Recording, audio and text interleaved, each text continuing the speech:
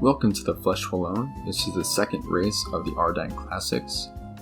Picking up around 65 kilometers to go with a breakaway of 8 riders, 3 of them from Zulu Kingdom, so looking to make their imprint on today's race. A few other teams represented as well. Here's Cyril Guimard. He's attacked from the peloton and tried to bridge the gap, but that hasn't quite gone the plan. And it's Oscar Sevilla of the Blackberry team leading the way. So their leader, Julian Alaphilippe, second place in the Amstel Gold Race. He was foiled by Philippe Gilbert after that late attack, so looking for some redemption today. So Alaphilippe has to be the big favorite to win today's race. We're on to the finishing circuit, so we've gone over the Côte de Chirav. So we're about to start the Mur de Huy for the first of 3 passages. Of course, third and last time we finish right on top. So we'll get a chance to see just how steep it is. Some call this the longest kilometer in cycling, because it's such a steep little hill. As the breakaway grapples with the Mur.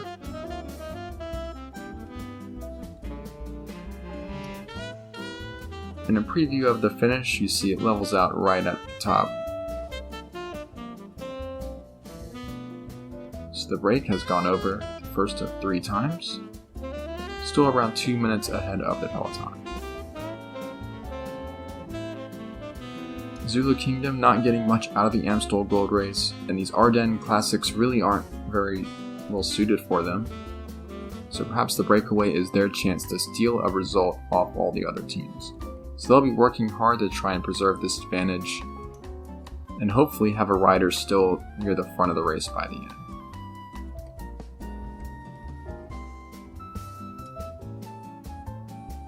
And of course, the 4 strong teams, Blackberry, Evian, La Vie Claire, and Bianchi Campagnolo, 4 teams are the riders most likely to win today. They will be doing most of the chasing. There is Julian Alaphilippe. A couple more big results in these races, and Blackberry could be up in the top 5 of the team standings once again, or perhaps even higher, depending on what the other teams do. Fiat are under pressure to hold on to their top 3 position. Evian, Kelme, and Blackberry all breathing down their neck. There's still a lot of movement to happen in the team standings, things just starting to heat up in the second half of the season.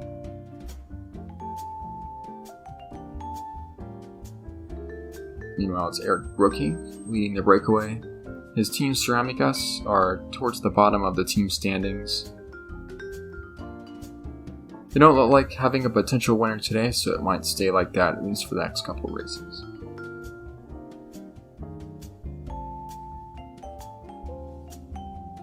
There's Hincapie, one of Fiat's big stars this season, second in Paris-Roubaix, winner of the Mountains classification in Tirreno Adriatico, once again figuring amongst the big breakaway. I think in the Tour de France, we'll see a lot of George Hincapie in the breakaways on the hillier and mountainous stages. He's the sort of rider that could win a stage out of a move like that. So that'll be something to keep an eye on further down the line.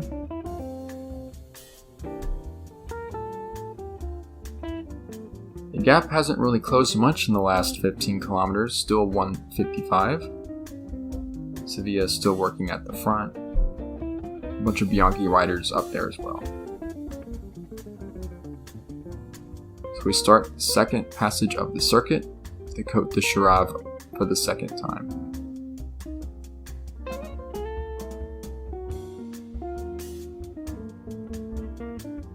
Bianchi have all these riders at the front protecting the interest of Stan Ockers and maybe Pascal Richard, but more than likely Ockers will be the man. Their goal to get him to the bottom of the final ascent of the Mur de Huy right at the front. The Flèche Wallonne can be a bit odd in that sometimes it's a small group that gets to the bottom of the Mur de Huy and it's basically a free-for-all towards the finish. And sometimes you get quite a large group at the bottom, and you get a pretty chaotic final kilometer. So we'll see how aggressive the riders choose to be in the last 20 kilometers. Meanwhile, Gilbert has been split off from the main field. See, 2 of his teammates have dropped back to get him in position. So Adidas needs to be a bit more vigilant with their leader Gilbert, keeping him right at the front as the attacks start coming in not too much distance. So the second passage of the Mur de Huy, one of the riders dropped from the break. That's Tor Hushoff, so he's gone. Jan Ulrich has attacked this break at the front of the race. He's brought Paolo Savoldelli of Txomin with him. 26 Ks to go. So we have this flat road which continues for a few more kilometers. And then it's pretty much a sawtooth profile right to the finish. So a small sorting out so far in the Flèche Wallonne, but things would get much more spread eagled on the road once we got into the next few hills. There's Cyril Guimard suffering after his attacking today. Questionable tactics by La Vie-Claire because Guimard, although not a huge favorite for this type of finish, is someone who could get up in the top 10. So perhaps the team better served if Guimard would have stayed in the peloton instead of attacking. Of course, that ship has sailed. So Adidas have got Gilbert back at the front because Jens Voigt now taking turns in the peloton.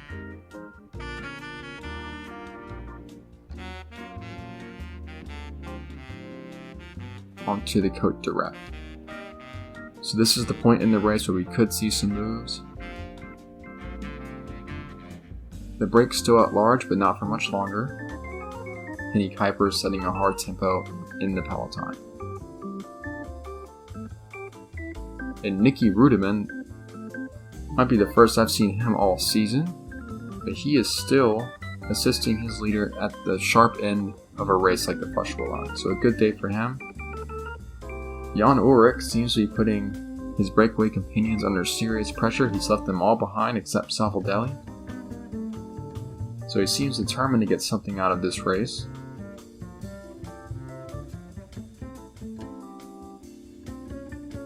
Now the break has just been caught, and this is Philippe Gilbert. He's launching an attack on the descent before the final 2 climbs. He's brought Txomin Perurena of Evian with him, and that move has caught the field by surprise. So Gilbert, who won the Amstel Gold race, is trying another solo move to get away from the other favorites once again. Pascal Richard doing the chasing for Bianchi, so Ockers is still here.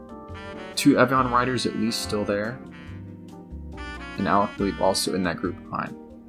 About to start the Côte de Chirac for the last time. We go up and over this little hill, and then it's on to the Mur de Huy and the summit finish. Gilbert is still attacking, Perurena is still in his wheel.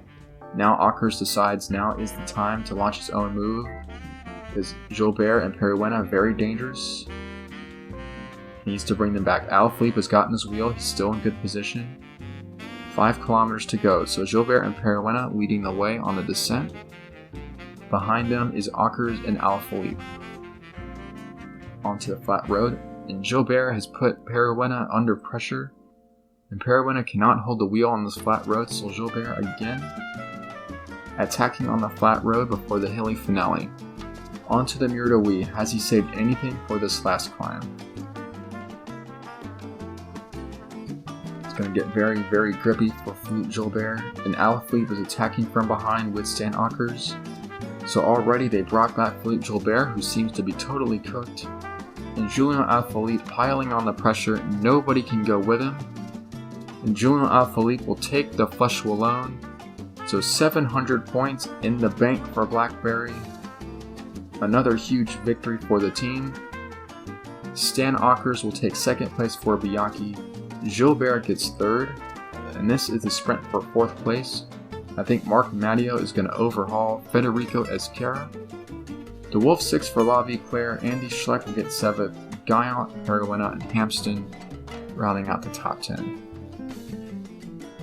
So despite the result of Stan Ockers getting 2nd, La Vie Claire placing riders in 5th, 6th, and 12th on the day. So it seems to be a bit of a wash between those teams who have been neck and neck the whole way. But of course, the ride of the day from Julian Alaphilippe. He followed that move from Stan Ockers to chase down the 2 breakaways of Gilbert and Perurena,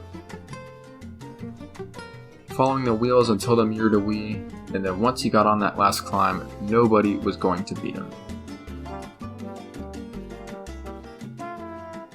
Ockers and Gilbert are still looking very strong today, so they finished 14 seconds behind the Frenchman. In 4th place, Marc Madio leading a small group home. And then 1 minute 2 seconds back, Andrew Hampson in 10th, and then the rest of the stragglers beyond that. So that was quite an explosive finale in the Flèche Wallonne, and Julian Alaphilippe, the big favorite, living up to expectations and winning the race. So one more Ardennes Classic still to go, that's Liège-Bastogne-Liège, the most prestigious of the 3.